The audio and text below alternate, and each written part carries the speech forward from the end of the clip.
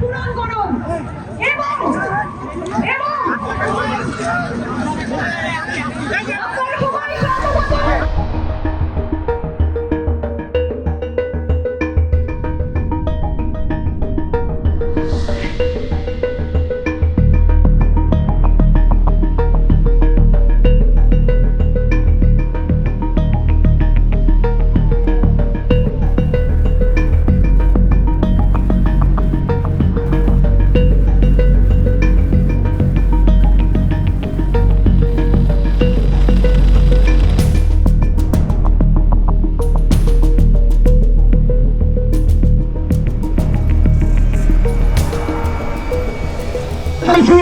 শুরুতেই সেখানে বিদ্যুৎ চলে গিয়েছিল, সেইখানে আমরা স্পষ্টভাবে প্রশাসনিক সহায়তায় সেইখানেই বোমা হামলা করা হয়েছে।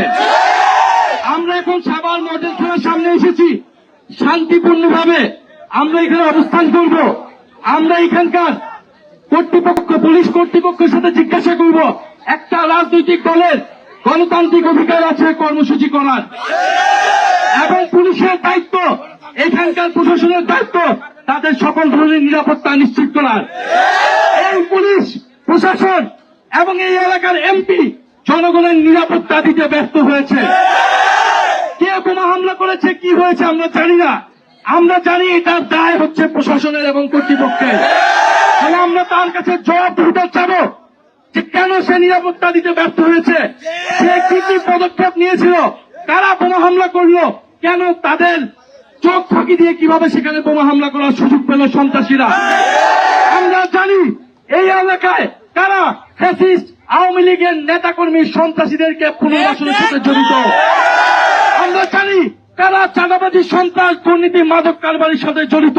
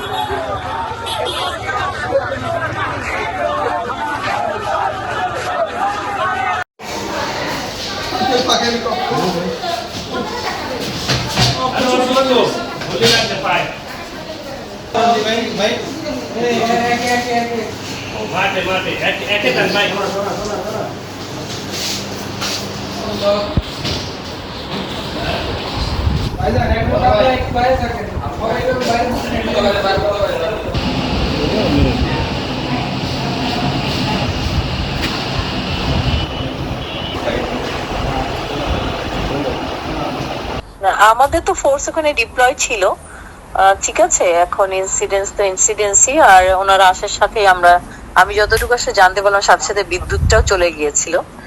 তো আমি নিজেই যাচ্ছি ওখানে, আমরা দেখি তদন্ত করে, আসলে না করে তো আসলে বলতে পারবো না ইন ডিটেলস। হ্যাঁ, ওখানে ঘটনাস্থলে আমার সাভার সার্কেল অফিসারও আছে, থানার ফোর্সরাও আছে, আর আমাদের ফোর্স ডিপ্লয়মেন্টও ছিল। সেখানে ঘটেছে শুনলাম, তারপরেও তদন্ত শেষ করে বলতে পারবো যে বিষয়টা আসলে ইন ডিটেলস কি।